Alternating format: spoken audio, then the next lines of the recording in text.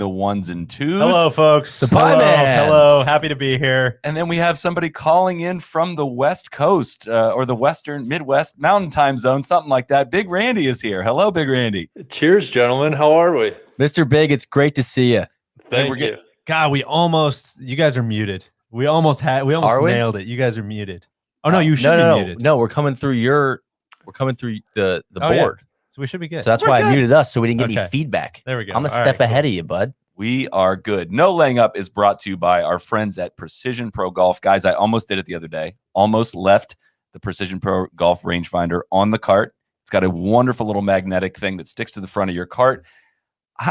Is there anything you use in your golf bag more times than you use a rangefinder in a round? Is there one? No, maybe in the golf ball. I don't think so. No, you're not hitting the golf ball 40 times probably, though. And I'm also using different golf balls. Sure, of course.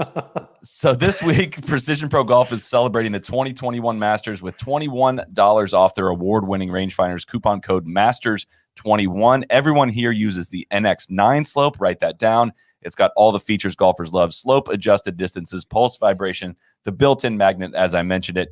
So not only is it a great rangefinder that will help you find more confidence in choosing the right club, but Precision Pro offers industry-leading customer service, free shipping, 90-day money-back guarantee, 2-year warranty, and the only rangefinder that comes with a lifetime battery replacements. Add the NX9 slope to your golf bag. Go to precisionprogolf.com. Use coupon code MASTERS21 at checkout for $21 off our favorite rangefinder, the NX9 slope. Swing with confidence, hit more greens with Precision Pro Golf.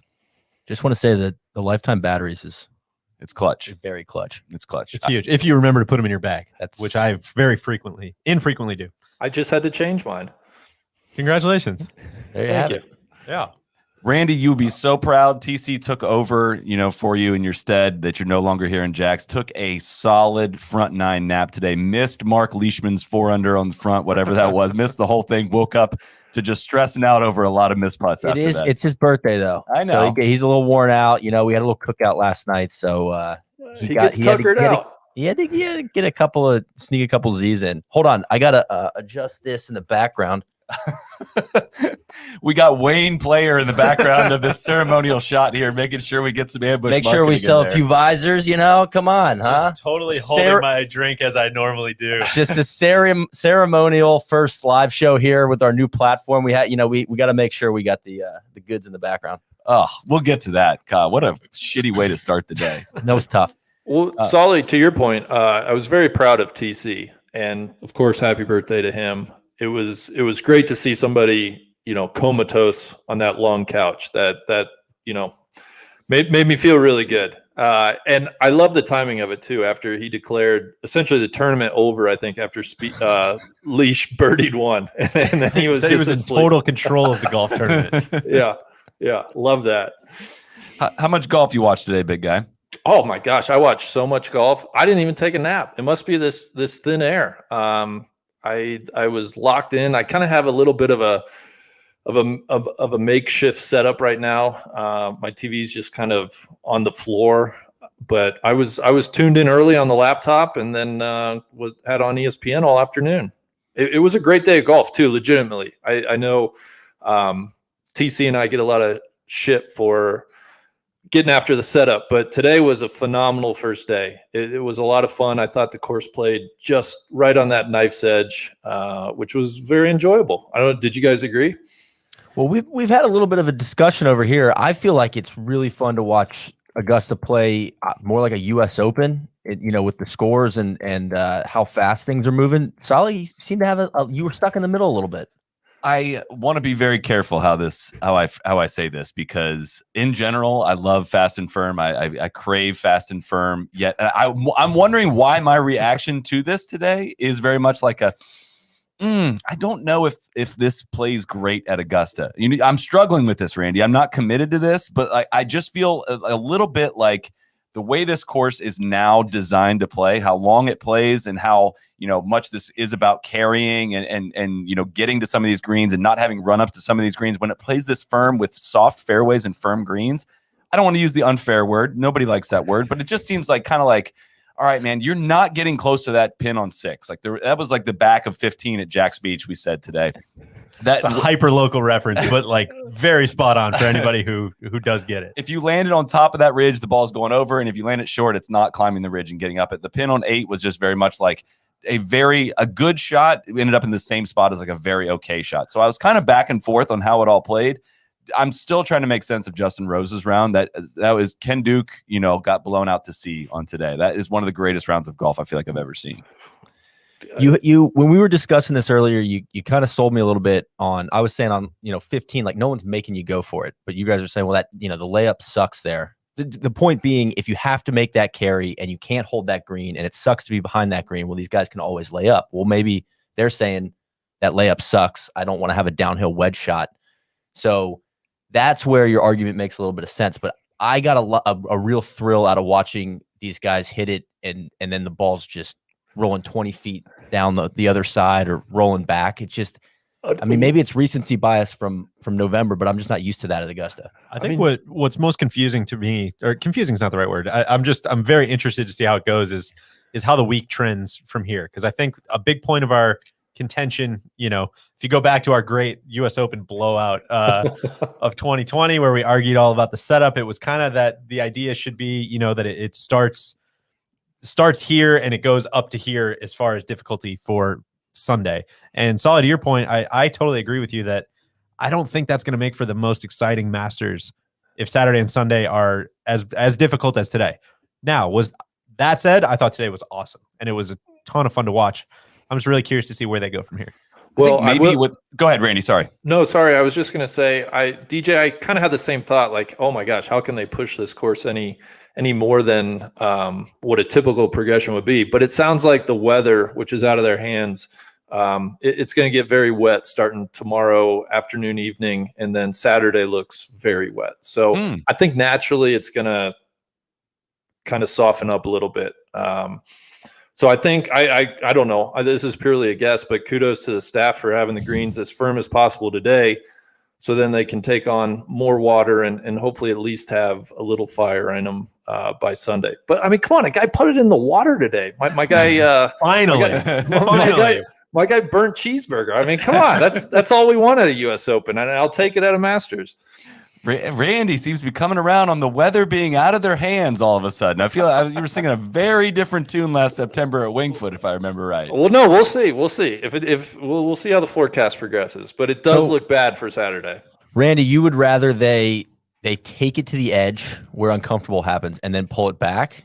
Well, no, I want to take it to the edge and then, swan dive off the edge. But I was gonna say he's got to be careful because that's not what he said at Sawgrass. He's got to weave through his takes. I just wanted to get it out there for the people. I want to know where you stand, brother. I was trying to entrap him as well. I was thinking a lot about the Sawgrass take. We're peeling back the onion, Big Randy. What I'm saying is I don't legitimately. I'm not sure they can keep progressing it because I think they saw the Saturday forecast as being stormy all day.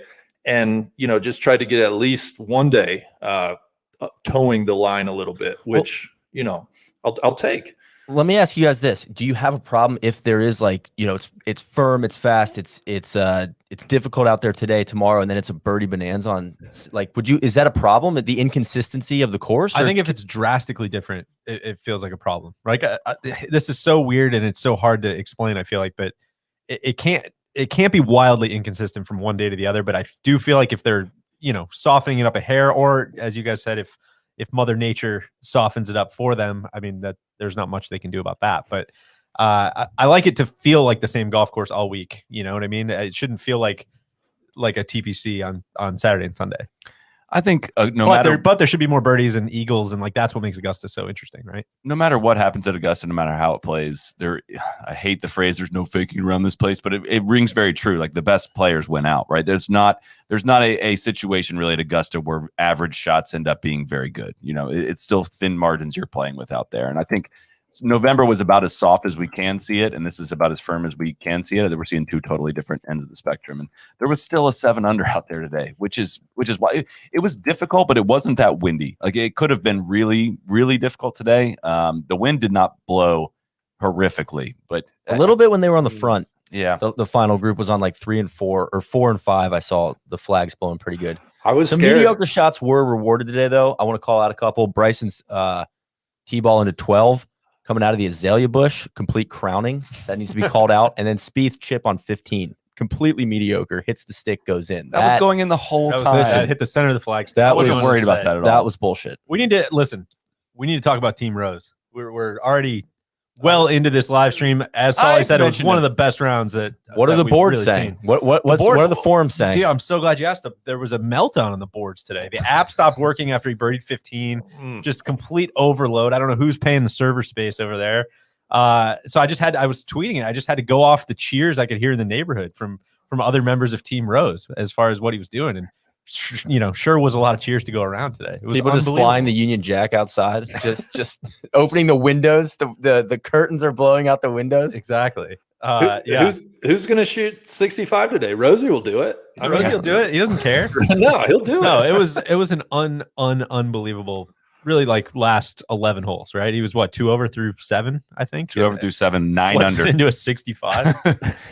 Are you taking Rose or the field right now? The field. Oh, yeah. God, please, the field. I can't do a Rose runaway, guys. I can't do it. I saw Justin Ray tweeted that only 20% of first-round leaders go on to win the Masters. Now, granted, less than 20% of them start the round, or start round 2 up 4 shots. But 4 shots is nothing when there's 54 holes to play. There's a lot of golf to play. Not saying he won't win, but there is a long, long, long ways to go. So, did we get enough Rose in? Can we talk about things we actually want to talk about now? Yeah, sure. Yeah, sure. Randy, what are you burning on? What's the most noteworthy thing you saw today? I am really a couple of things, and they go hand in hand a little bit. Nance hit me with one of my favorite platitudes. You can't win the tournament on Thursday, but you can certainly lose it. And I think that goes into a discussion, guys. I think it's a little preliminary. Usually it's a Saturday discussion, but I want to know how far back is too far back, because we have Rose out there at 7 under. How do you factor in that 4-shot lead? Really, if you take him out of it, I think anything like 74, 75 was pretty good today. But I'm curious what you guys think. I'm with you, big guy. I think 3 over. I really think 3 over still kind of, it looked like the cut line, if it was today, was in I think T33, 2 over. Is that a head pick or a heart pick? And then T54 was 3 over. You've got a couple of your horses down there in that neighborhood. I got them in the 78 range. If you're picking with your head, I saw a good question roll in. What was more surprising, 7 under from Justin Rose or 7 over from Cantlay? Listen, who can say? I've the Beluga, yikes. But no, I do. What do you think? 2 3 over? I just love that, in this time of need for you struggled all year in your picks, that in this time of need during the Masters, you turned to Mike Weir. That's what was going to get you out of this slump. Weirsy, baby. He's just thought he looked great. No, he shot, I think he's 5 over. So we need him to just linger, maybe loiter around the cut line. Weir's better than like an 8-person parlay, though, which would have been really interesting.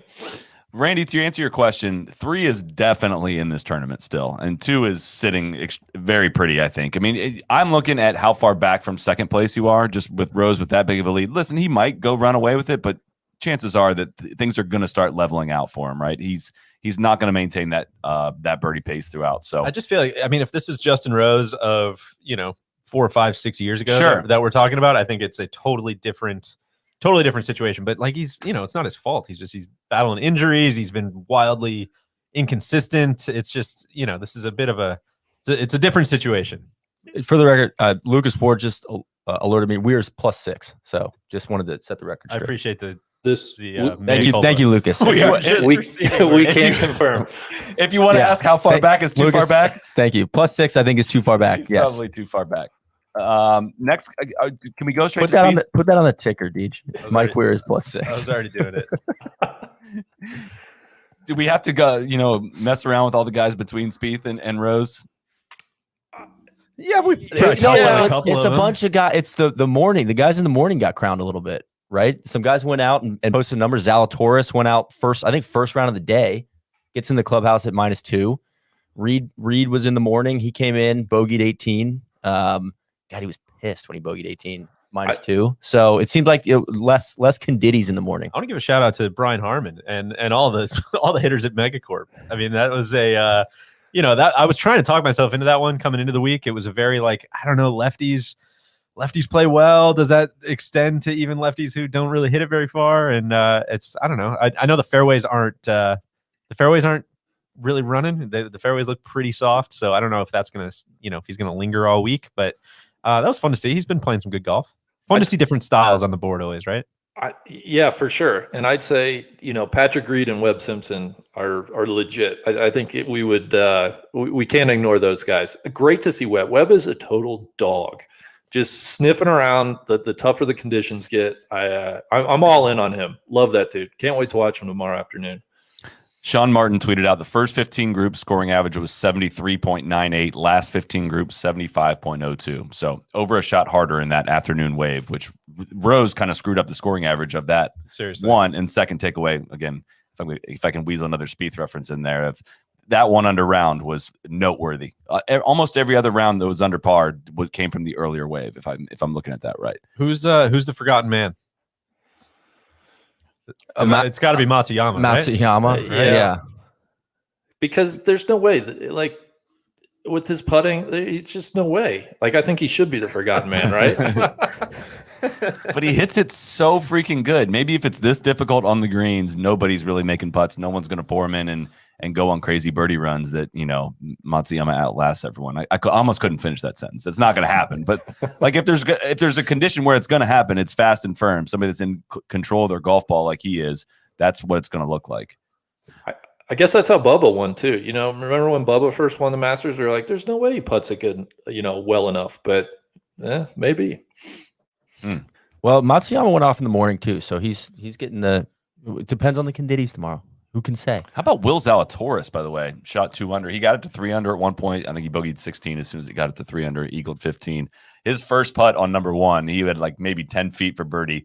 Left it almost 2 feet short. I don't know if he chunked it or what, but he was like, "Oh, this is my first hole playing the Masters. I'm quite nervous." He had a good laugh about it. I actually really enjoyed watching that. I was like, "Okay, you should be nervous. I want to see that." I'm tired of seeing guys roll off and just do things incredibly in their rookie season or whatever it is. He's a Korn Ferry Tour member. He's not even a PGA Tour member, which is fucking bananas. It's insane by the way, that he's not a PGA Tour member. He's been one of the best players on the PGA Tour the last 4 months. What? So he's got conditional status? He's special temporary. So he's top 50 in the world. He's double secret status. He's double secret probation. He's on right now. That's a topical reference. 1971. I believe the reference from the Chris Vernon show today, we have the alphabet name. Christian Bezuidenhout is up there at 2 under par, which that was a really good one. That one got me pretty good, the alphabet name today. But and that brings us to the guys at -1. Guys, before we get there, before we do, can I mention something to you, Randy? You guys have been talking about these guys on the Trap Jaw. We're going to talk about them again right here. Wine Access. Our friends at wineaccess.com/NLU will offer you 15% off your first 3 purchases. It is now the official partner of the Michelin Guide. The April wine of the month, they'd like you to know, is the 2017 Chateau Saint Jean. Nope, not going to do the rest of that. It's complicated. The Michelin Guide. The Michelin Guide. But so you got to go to wineaccess.com/NLU and go see. TC has actually gone and hand-selected wines on this website. That's why he couldn't be here tonight. He's out in the vineyard. I'm going to be honest. TC put a lot of work into this. Yes. I've gone downstairs a couple times this week. I was like, what are you doing? I'm picking out wines. For what? For the Wine Access page. What are you talking about? It's awesome. He's got a California trio that you can buy on the website. So again, go to wineaccess.com/NLU. You get 15% off your first 3 purchases. The world's best wines, they're made in limited quantities. Finding them is the hard part, and that is what Wine Access does. The barrier to the world's best wine isn't price, it's access. That line sticks with me. That's what they do for you. So wineaccess.com/NLU, 15% off your first 3 purchases. TC's assured me it's some funky juice. So it's always funky. There you have it. It's high quality shit we're talking about here from TC. For sure. All right, who else we want to talk about? Who else is on the list? Are we going to talk about the guys that are dead, or do you want to go? I think we should Let's absolutely talk Spieth. We didn't even talk Spieth. Come on. That's I was right. saving that for the whole rambling last 45 minutes of the show. But yeah, I'm down. Who says we can't do that? I was convinced coming in that he was going to win. I'm even more convinced now. I know he's 6 shots back. I mean, apart from admittedly a couple tough swings, total control, absolute total control. bad drive on 9. That cost us a couple. The one going in the water on 15 would have been about a 4-shot swing, but you know what? It didn't. It went in, and you take the good breaks with the bad. So other than drive on 9, drive on 13 was bad up to the right.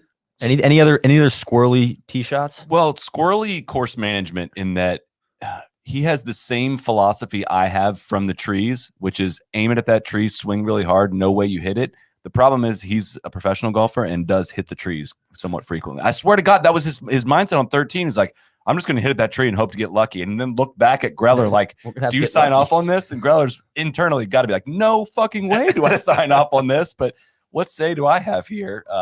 Got lucky there. The chip. What did Dottie say that Greller said it saved him 3 or 4 shots, that chip going in? Yeah. We might be singing a very different tune if that ball doesn't hit the hole. But thank you. But it did. But it did. It always does. It's very Spiethian. Yeah. It is a crowning though. It's a bit of a crowning. Well, I want to say, I'm DJ. I'm with you. I'm all aboard the Spieth wagon. I can't help. There's that history of nobody who's made a triple bogey has ever gone on to win the Masters. Was it a triple bogey or was it an 8? I saw you tweeting. I saw you hitting up the research department about this today. Both. So nobody who's made an 8 and nobody who's made a triple has ever gone on to win the Masters. Can you think of a better person to break that curse? Exactly. Mickelson gave it a run in 2012. He made not 1 but 2 triples and missed a playoff by 2 shots, which is very Phil of him. Yeah, but you could point to anything. That could have been anything. Who knows? So I mean, what a perfect guy to break that the jinx than Spieth. And also, you know what I have to shout out to Robert Durst. You know what I have to say to that? Remember when people about the cat were like, "Oh, he's never come from behind to win the Masters." Like, oh yeah, well the guy also pretty much rose from the dead with a back surgery fusion or whatever, and came back to playing golf again, and then won from behind. Like sometimes things change. Records are meant to be broken, Randy. Well, hey, nobody would like that more than me. And also Victor Hovland's got to look at it. But no, Spieth. I texted DJ. I think it was right before. I think it was after his birdie on 8, right before the triple on 9. I was like, this tournament's like they may as well let's shut this down. Which I thought was cool that he made the triple just this. to kind of save the ratings. Otherwise, it would have gotten it would have been a snoozer. It would have been over. If he's within 2 of Justin Rose, after this final round, it's totally over. He's got that look, man. He's got that look. Something's different. You can just tell. It's exciting right now. Putting didn't seem great today. Just very anecdotally, I don't know what the numbers say, but there were a couple of squeakers that were not super confident. But it just looks so crispy out there. That looked really, really, really difficult this afternoon. Isn't that fun? Right? It's great. It's awesome. It's a little taxing. Very taxing. It's a major. Well, Deej had a question for us downstairs. He said, "Do you guys think I could break 100 from the tippies?" Today, if he went out and teed off at noon today at Augusta, I said yeah, and we kind of went through the math. You got to shoot 9 under for bogey golf, right? Did Answer really just get penalized? Double bogey golf. Sorry, Andrew Struck. I can't tell if you're messing with us or not. Did Answer really get penalized? Because I totally saw him ground his club in the bunker when we were watching it this morning. I didn't want to be phoning it in, dude, but I saw it as soon as it happened, and. It sounds like the comments are rolling in. Throw it across the ticker, Deej. Honest Abe, maybe not so honest. Literally just getting word from Cody that Honest Abe was assessed a 2-stroke penalty. So God, they're gonna get. I knew that was gonna happen. It was very obvious. He took the club back and scraped sand on his way back, and then he left it in the bunker. Yeah, and I thought he looked upset, and I thought he was gonna say like I hit the sand on the way back, and he didn't. He probably couldn't. Looked like he was a little shook though, but he also had. Just dumped one in the bunker. Man, that's a tough one. Breaking penalized. Never told a lie. Hate that. I know. I hate that too. Can we a couple guys worth mentioning here as well that very quietly, and quietly just means that the television coverage dropped the ball on covering you. Xander Schauffele, even par, sitting right there at even par. Well, he was playing with Rory. So he's kind of maybe got caught up in the funeral procession. They had to stop traffic. So Schauffele was kind of sitting at the stoplight there as the the hearse was going by. They had the motorcade. Okay. He respectfully pulled to the side. Yeah, he said, I understand. We got to show our respect. But But yeah, I mean, he actually played pretty solid. Anything you want to say about Rory, Randy? I think a lot of people are coming to the conclusion that, there's not a lot of spirit left in there. I think the spirit has left that body right now. Randy, didn't you pick Rory to win? I took a flyer on him. Never going to be better odds. You're a never Lazarus? You made a Lazarus bet? You thought maybe he just... 'tis the season. It's the Easter season. We're in Pentecost, Yeah, right? exactly. Come on. Listen, you're never going to get Rory at 19-1 to win the Masters again. I had to take him. I don't know what you want me to do. I got a question for you, Randy. Someone chimed in on the DMs pointing out that you, in fact, did violate the not to win pick before the Masters last year. You threw in DJ. Oh yeah, he's for sure not going to win, and you didn't come forth and claim, that you had failed. Honestly, guys, I throw out so many names I can't keep track of them. That's fair. That's fair. I understand that.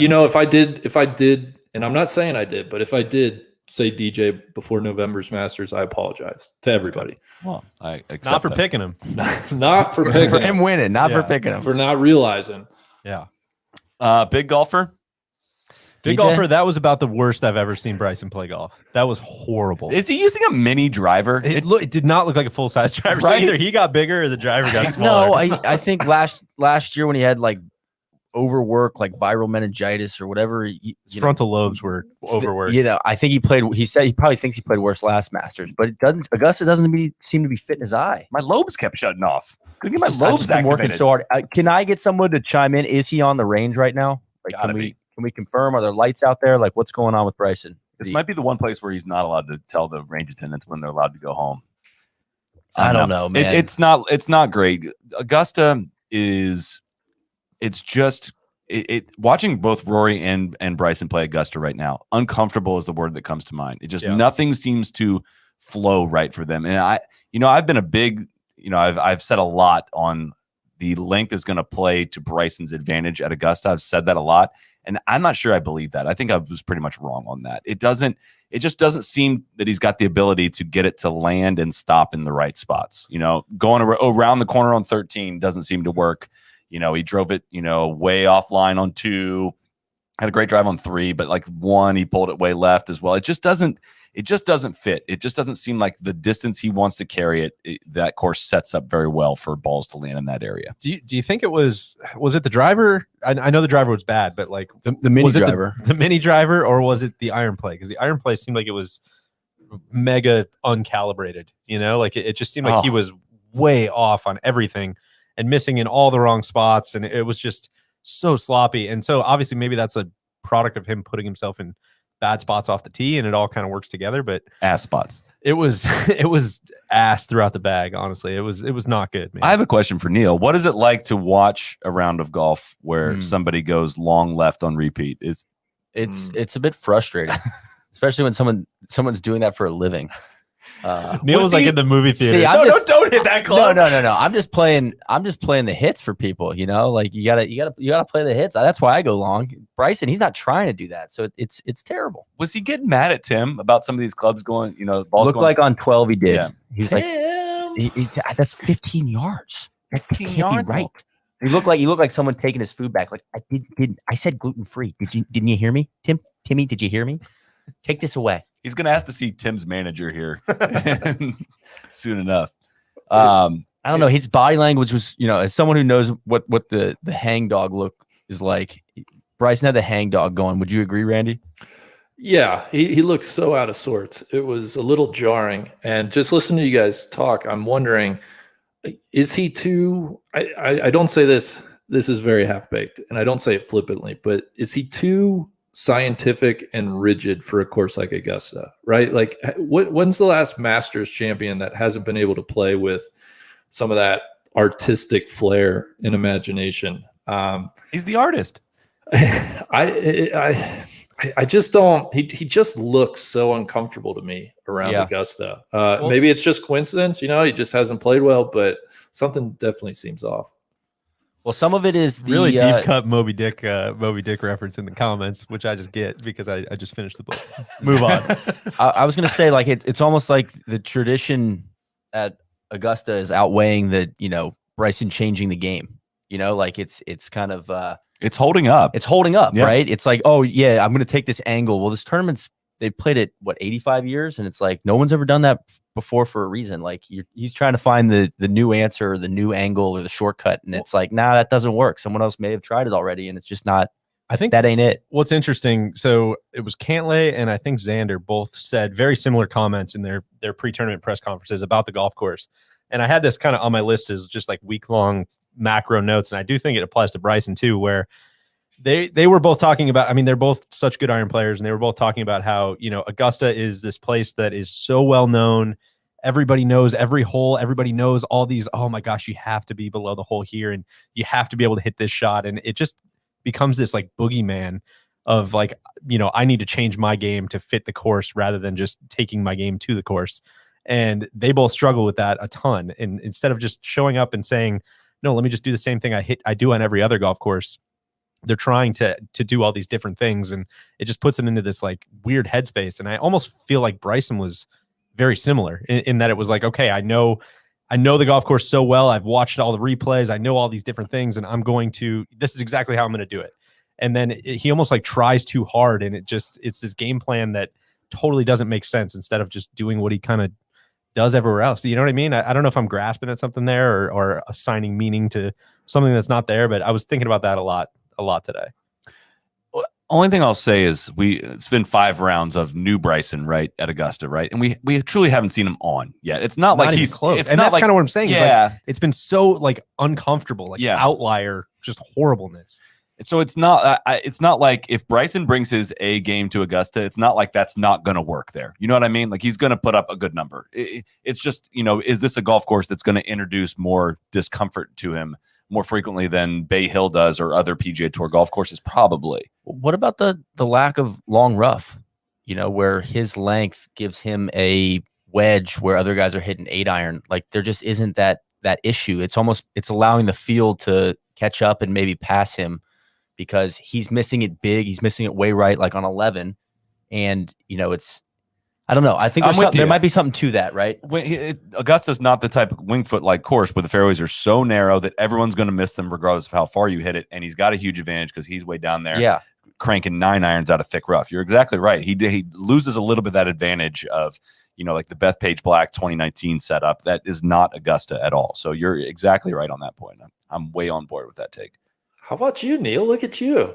Listen, man, blind squirrel. Hey, I got a take, baby. Let's go. Is there an air horn in this new platform? It reminds me a little bit of for anybody that watched the Tourist Sauce out at Sylvie's Valley, right? Like the type of course, I'm just thinking like Bernhard Longer has outplayed Bryson now the last few rounds at Augusta. I think he tied Ian Woosnam today. Ian Woosnam tied Bryson. Yeah. And it's just like, you can get away with not striking the ball that great, but if you understand how the ball is going to react once it's on the ground and you position yourself around there, I'm totally with you guys that that's not new Bryson's game. He looks to overpower. He hits it high, he hits it long, and that's not necessarily what you need at Augusta, per se. You need a little bit of imagination and that Bubba, Phil, Tiger, DJ, like that flair with it. And I just don't see that from him. You also need, if we're talking Sylvies, you need to be able to chip your tits off of the hybrid. Of course. Randy. Of course. I don't think Bryson has that in the bag.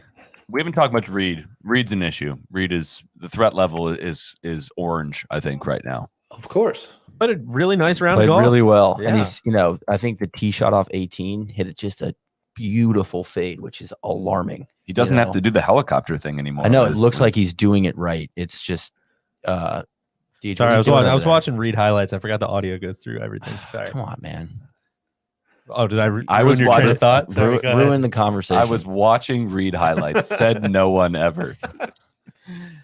Randy, what did you think of P? Sorry, I ruined your guys' train of thought. Yeah, man. God, the whole thing on. comes to a just standstill now. What did I think? Sorry, Sully. I don't really have a question, buddy. I'm so thrown off by DJ here, but he's supposed to be producing. He's over there watching highlights. Let me get this train. You think you could beat Reed in a fight or no? Gosh. There's no way, by the way.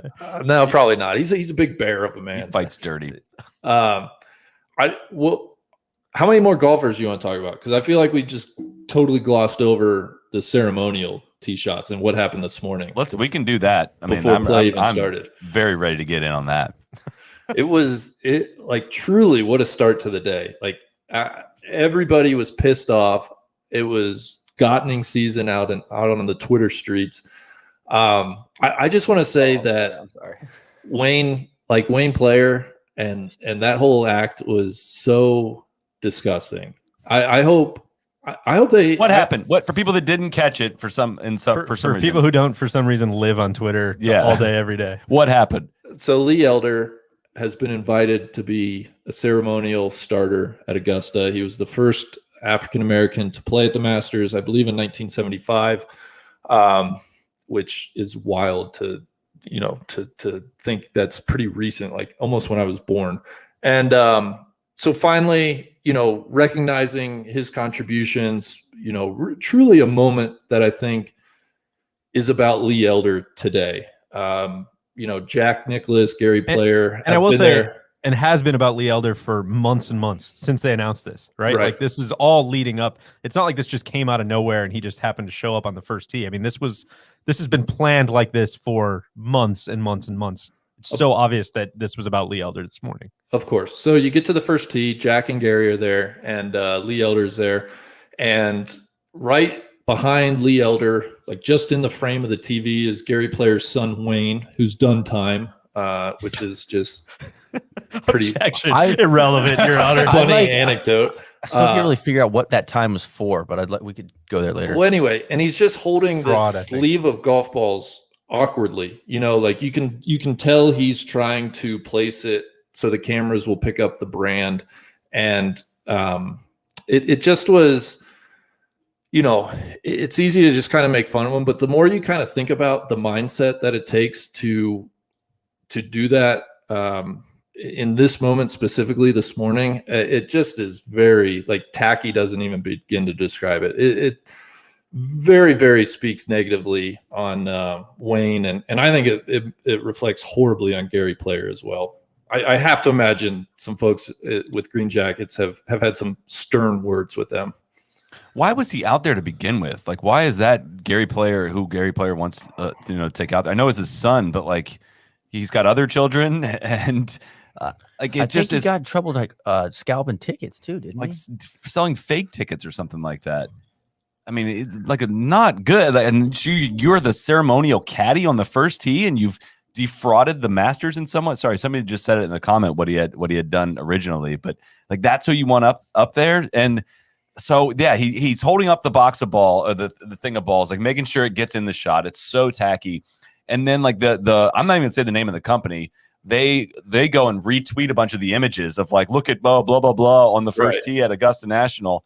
And then they issue some bullshit statement that was we did not ask him to do that, blah, blah, blah, and undid the retweets, never acknowledged that they were sharing the guerrilla marketing images. One, I'm disappointed that Neil has never pulled off a guerrilla marketing move like that. It's a cautionary tale for any aspiring ambush marketers out there. I feel like a little bit like the Muppet meme, but God, who would do something like that?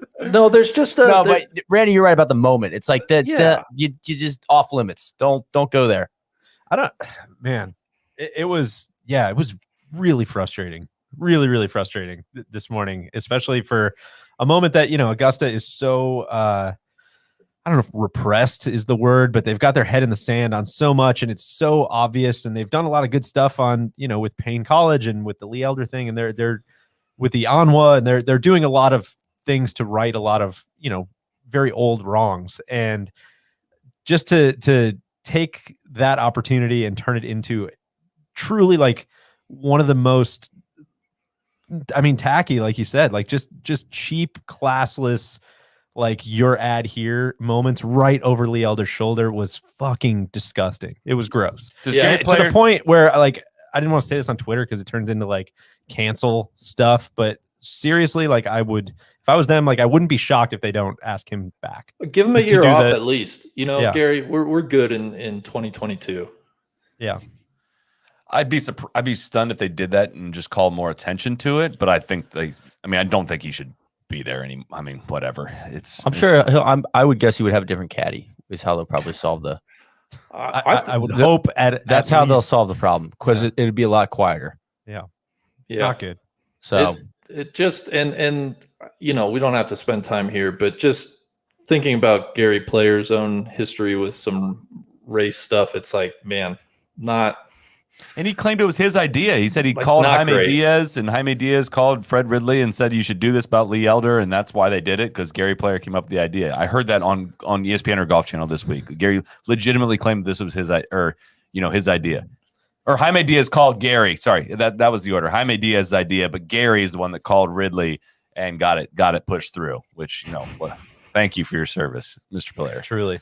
Yeah. I want to give a shout out to whoever the guy was on Twitter that said Wayne knows a lot more about the slammer than the Squire. That was the best tweet I've heard all day. I think it was Evan Akins. Yeah, that was really good. Yeah. Very, very good tweet. all right, so back to the leaderboard. Okay. What do you think? Somebody up there, who's going to fade and who do you think is going to climb? I'll let you take that from whatever you want, like whatever region of the leaderboard. Fade. What do you like? You like that question, Randy? I love it, Neil. Little Hell bulls, yes. bulls and bear. This is like You see me hitting the gears, getting the tires, transitioning out of that. Come like on, baby. Let's get it. Let's, as they say, let's stick to golf. I wish I had an opening bell. Just trading some stocks here. That's right. Come on.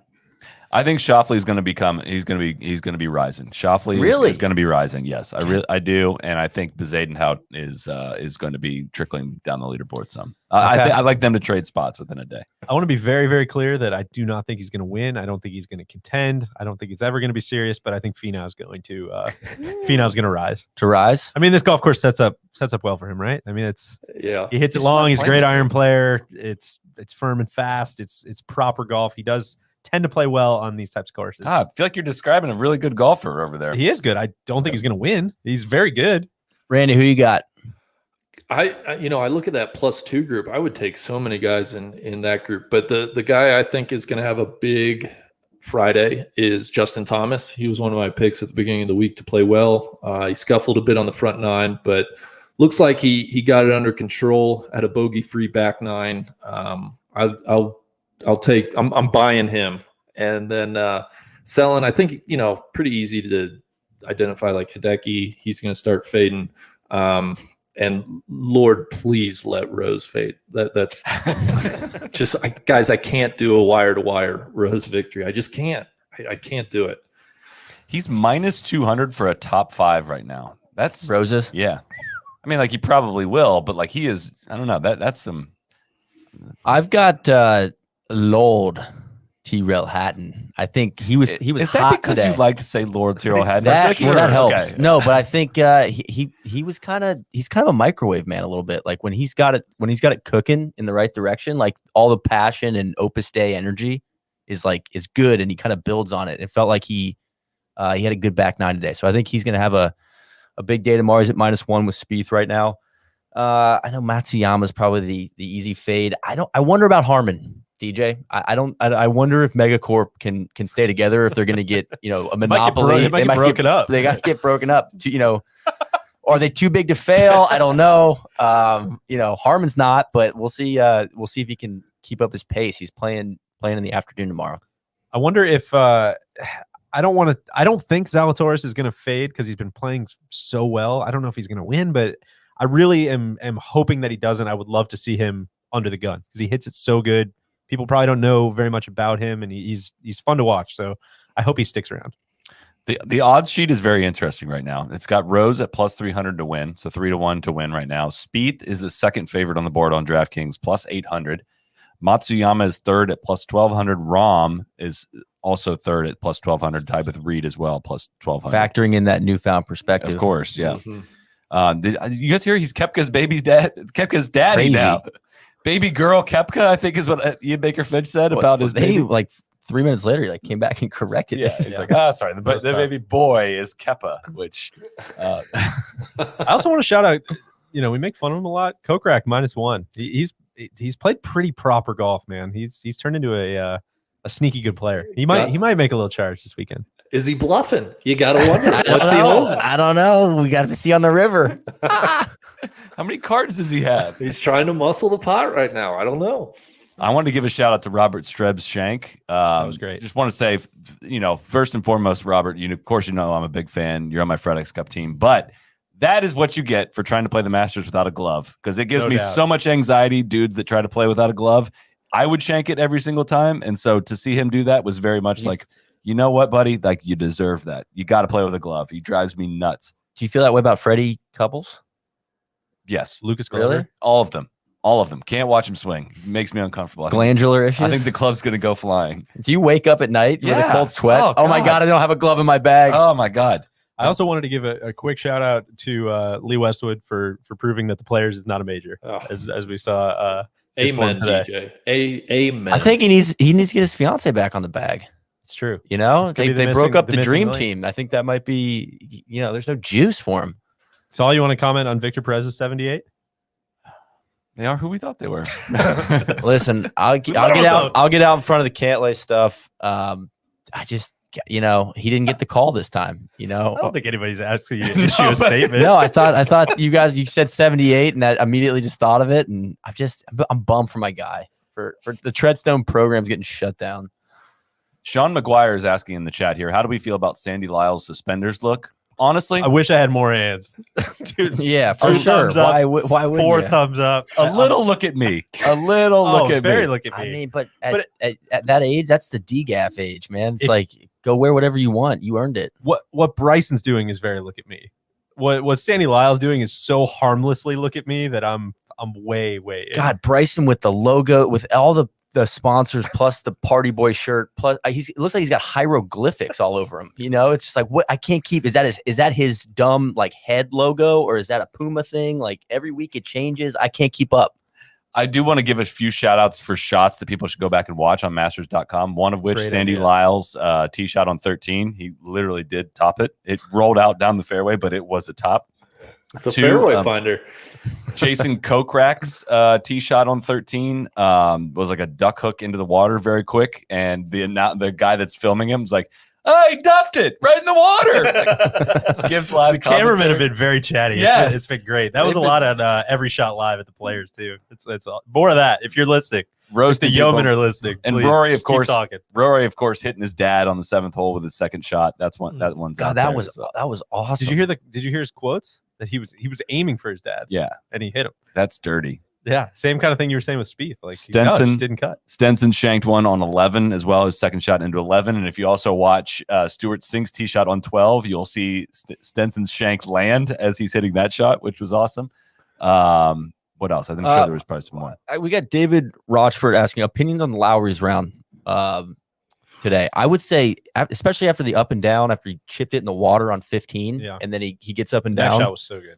Awesome. I ton of credit. I think he might be a guy that lingers around. He's playing really well. Blows my mind. I know I mentioned it to you guys multiple times. The fact that his caddy's not his dad it just blows my mind every time I see him. I didn't even look it up for the longest time because they look so similar. It looks like Shane Lowry on that Russian face app that was hacking everyone's data a couple years ago. It's wild. Look out for that one tomorrow if you see him. A lot of good memories with the old man. It was 3 years into Xander's career that I realized that his caddy was not his brother. And I still just will randomly remember that his caddy's not his brother. So if you want to believe that that's his dad, go with it. Cause I just still believe that, I think his name's Austin Kaiser is Xander's caddy. I still believe he's his brother, even though I know he's not. So just create your own reality. I love it. We talk about Brooks. Yeah. Dumb hat. Should we skip right to the fashion stuff? Because I got some thoughts there. What do you have? That Nike's a disgrace. That's my first thought. I mean, I don't know what they're just not good. And it's like they probably have how many people working on this stuff for this is the Super Bowl, man. Like everybody and their family and everybody in their family is watching this golf tournament, and they just try to, I don't know, the patterns they're using and the color coordination.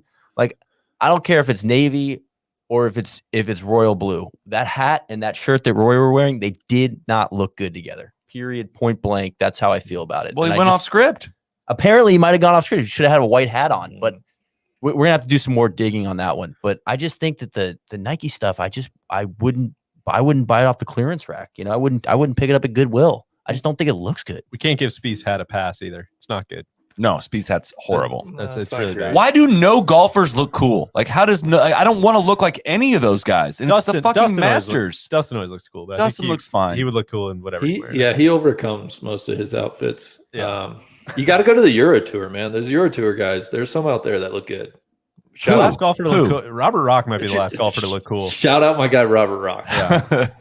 And then Bubba had like the double party boy pattern going. He had like 2 different aloha prints, one on his visor and one on his shirt. I was like, what, just everybody's just clashing. Everybody's trying to be too loud, or I don't know what it is, but Nike specifically needs to be called out because it's a disgrace. Possible we're also just not fashionable. Well, if we're saying everybody looks bad, then maybe we just have bad. It's also bad tour taste. guys. What do you mean? They wear shirts that are meant to be billboards, right? They're not shirts. I don't know. It's a weird relationship between the manufacturer of the shirt and if a lot of our stuff has really awesome stripes and stuff on it, but that's probably an awful thing for sponsors, right? If you want your logo to if you had stand a out. bunch of other colored, Sure, images sewn into your shirt, it wouldn't look as good. I thought JT looked good. I know it was weird patterns, but I liked it. I thought our friend Max Homa looked good. Of course. I do like the shirts with the white, like the white fringe. Max is pushing for the NASCAR award though. I mean, he's loading up the sponsors, man. He's got Burns and Wilcox now. Like, I don't even know. I can't even keep up with him, man. He keeps winning, man. Everybody's getting on the Max bandwagon. We might have to do an update to the NASCAR award this year. That's wineaccess.com/NLU. But you're not wearing it on your shirt though. You can find this straw hat in the shop as well as this new looking T-shirt. And buy a Nest membership while you're at it. What do you think? Anything else? Koepka we didn't talk much about, but I mean, he shot even on the front, and then he made 4 bogeys out of 5 holes to start the back 9, and I'm just kind of.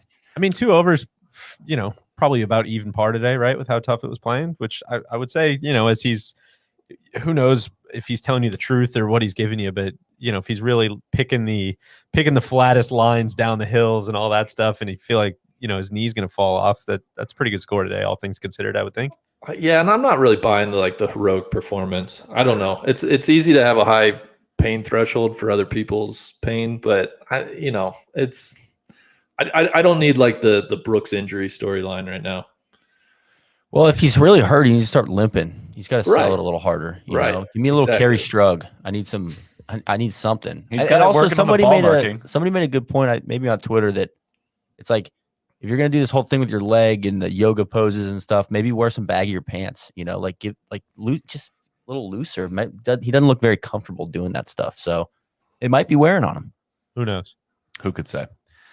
I'm excited to watch tomorrow, bright and early. Yeah. Spieth to be on the course early. I feel like the waves were not very balanced. The afternoon wave was way better, and it'll be better. The morning wave will be better tomorrow, which is rare because Friday afternoon is kind of the prime weekday slot, I think. But yeah, but it feels like a lot of those guys at the on the first page of the leaderboard will be probably fading in the afternoon tomorrow. Maybe the careening down the board.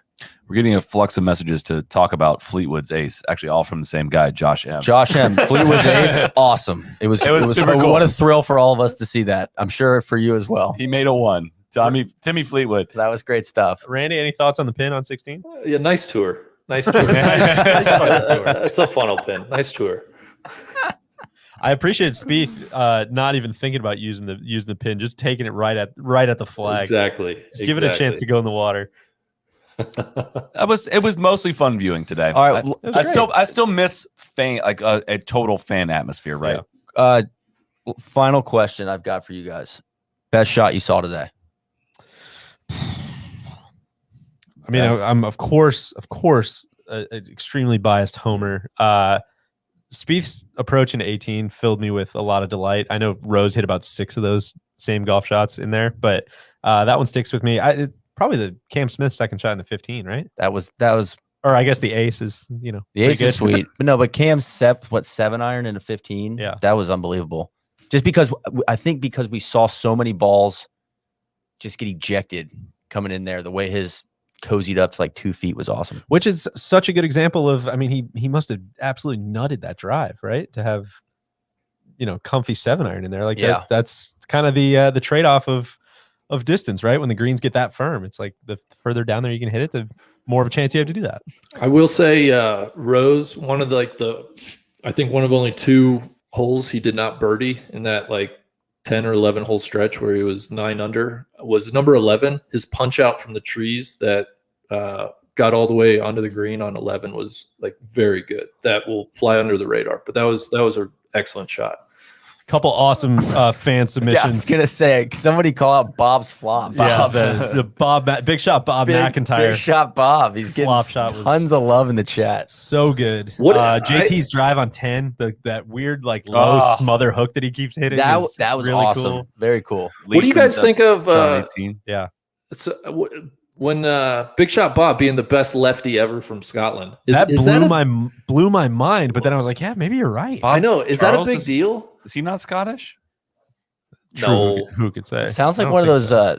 I don't know. Nah, that's not Oh, right. he's Kiwi. Oh god, I'm gonna get roasted for that. No, I think that's that's very forgivable. I think that's okay. Listen, as someone who's been on the wrong side of some Scottish ire, I'm here for you, bud. Like, did they even make left-handed clubs before the Neil's- 1950s? Neil's Good making question. great points about the golf course now, and I'm getting nationalities wrong. He's gonna get nuked by the Scots. Anyway, I thought it was a bit like, I'm the best ever 6'8" golfer from Cincinnati. I'd go out on a limb and say, Randy, I was gonna say it's like the announcer from Major League when he comes out with the in the movie Major League when it's like he's the only guy in the month of August to hit above 250 in a city above the Mason-Dixon line. Yeah. Dynamite drop in money. That broadcasting school has really paid off. that's what it felt like to me. So if you're Scottish, you can feel free to get my ass if I'm misrepresenting the left-handed history of Scottish golfers. Should we, before we go, I feel like it's been talked about at length on the Trap Draw. Have we ever talked about it on the main pod? Randy, you literally moved. Do we need to talk about that? We certainly can. Yeah, I moved. A lot of people still don't believe it, which is awesome. That's like the sweet spot. Yeah, just keep teasing that out. Exactly. I moved out to Denver. I think one of the most common refrains has been like, why? And, I guess to that, I would say we've been lucky enough to get no laying up in a place where, I think one of the goals for all of us is utilizing technology, how we can start, getting different places, but still being able to do everything we want to do and need to do. And so, I spent 3 years in Florida. I think that was enough for me. And I was just on a personal level looking for a change of scenery and, a new place to live. So I picked Denver. I like to ski. It's nice being outdoors here. I miss the change of season. So that's kind of the non-ironic, non-funny response, I guess. People are still accusing you of this being a bit in the chat. Only time will tell. I guess. Randy, come in from the other room. Come on, Randy. Come on in. Knock it All off, right, man. all right, It's cool. all right. It's cool to see you embracing technology. I've been trying to get you to get disruptive for years now. Yeah. Who knows? We may hitch our wagon to the Microsoft Azure cloud, like our friend, the big golfer, has. If I may throw, I just was reading here that this is according to Golf Digest. Wayne Player is a shareholder of the golf ball company through a firm that has invested in the business. No way. It's just, I mean, I didn't know that as of the time when we talked about that, but No, I didn't either.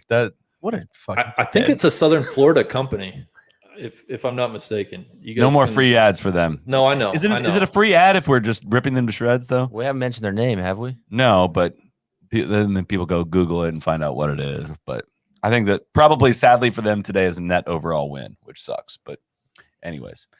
If you want to hit the golf ball like Gary Player, like 84-year-old Gary Player, If you I would go check it out. Karate kick after your opening ceremonial tee shot. Very Nice much chotch. Very much a nobody.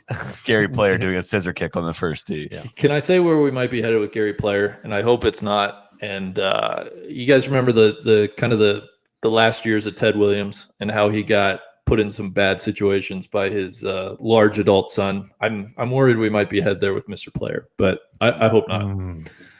Mr. Player also puts himself in some bad situations on his own. So. Of course. All right, let's wrap it. All right, guys, Fun that day was one. fun. Thanks, everyone. We'll see you tomorrow night. Cheers. Cheers. Cheers. This was fun. I love the new live show format.